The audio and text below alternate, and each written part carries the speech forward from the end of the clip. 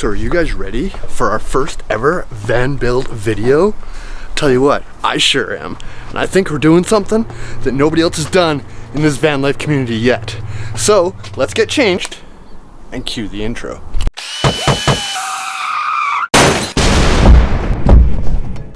So when we start talking sound deadening, the first thing you think of if you watch van build videos before is this stuff right here.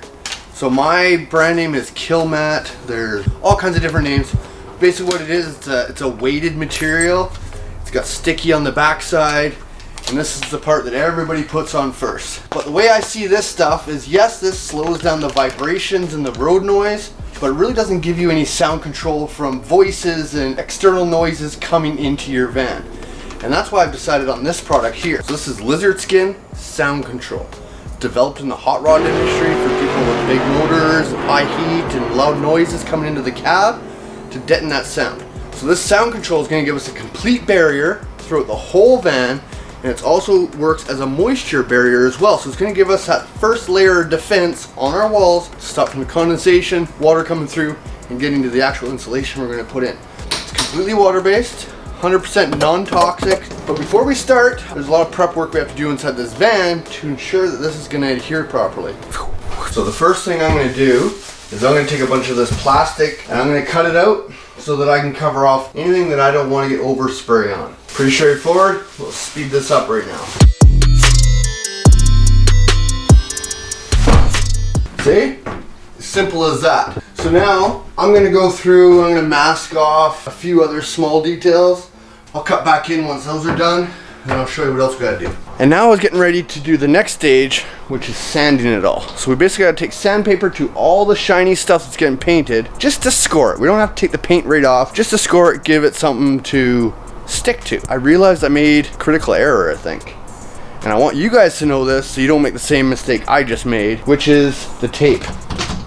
So I used painter's tape, which, you know, common sense would say you're painting, use painter's tape. But I'll flash the instructions up right here because it actually says right on it, do not use painter's tape, use automotive tape. I'm gonna assume it's because it goes on so hard that it might make it hard to get that tape back off without tearing and having a hard time. I really don't want to pull it all off to put it back on again with automotive tape. So I'm gonna take the risk, and you guys get to find out if it's bad news. If it is just the edge that gets kind of wrecked a little bit, I'm not too concerned because this is an undercoat. This is going on, and you're not going to see it again once we build the van because everything else is going to go over top of it. So now, I'm going to get my sander, and we're going to get to work on taking the shininess out of the back of this van.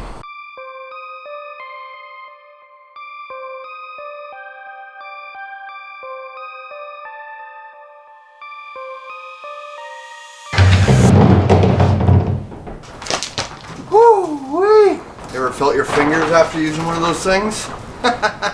It's like they're rubber bands, it's weird. So we never once said that this was the easier way, did we? No. That's not the Dare's method either. Oh man, that's fun times. When the camera's off, I'm going to go over some of the nooks and crannies by hand, but for the most part, that's the finished project. So, now with that finished, we need to clean this up real good. The acetone and a lint-free cloth. Dissolves really quick and doesn't leave any type of film or anything like that behind. The gloves held up fine. Bada bing, bada boom. We're into the paint, my friends.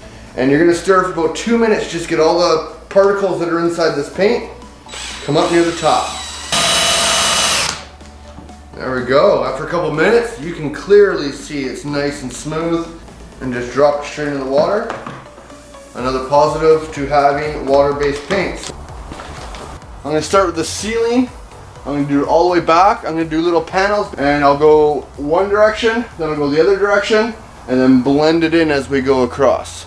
So hopefully you'll be able to see from there, because I don't want my camera getting too close to the paint.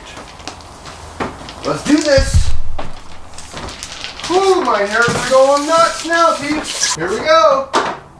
Ready, set, spray.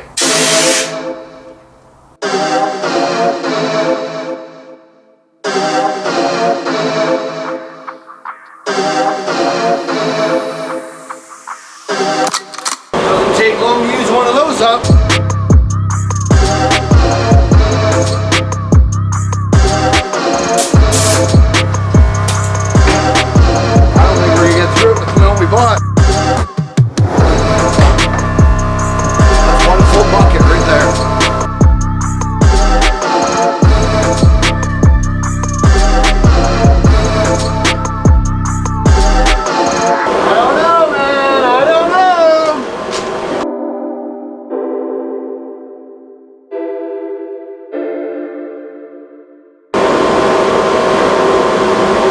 Hold on. Let me shut this off. Oh, and the compressor. Hold on. Let me bring you over here first to show you what just happened.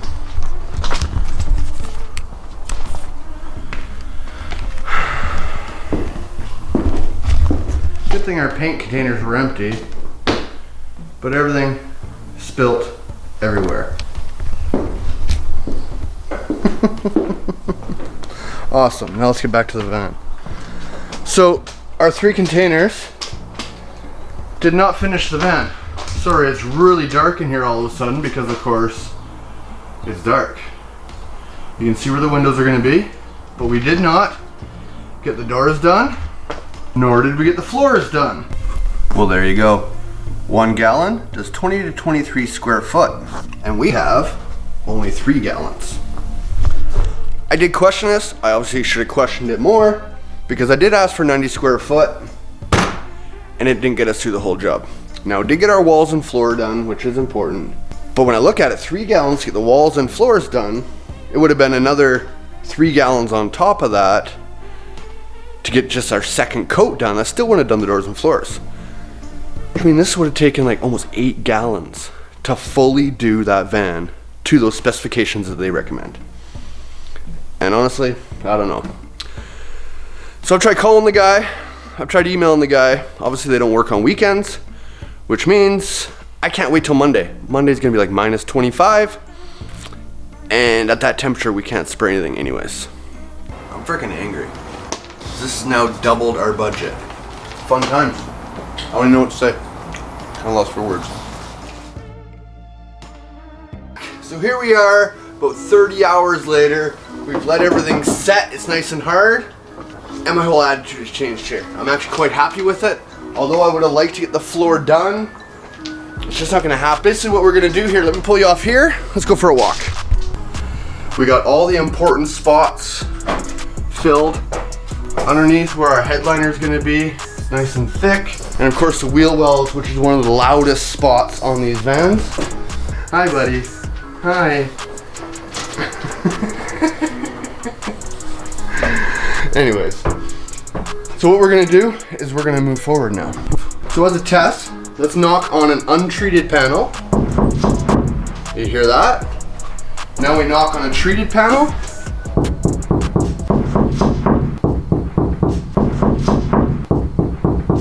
Can you tell the difference? I can hear the difference in my voice standing in here. There's not the echo there used to be. It just sounds like deadened sound, which is exactly what we're going for. So, with that being said, I need to move on to VANBUILD a DIY step 2. So, I hope you enjoyed. I hope you learned something. And to see the next step, well, you're gonna stick around, maybe hit that subscribe, and we'll see you next Sunday. Thanks again. Perfect.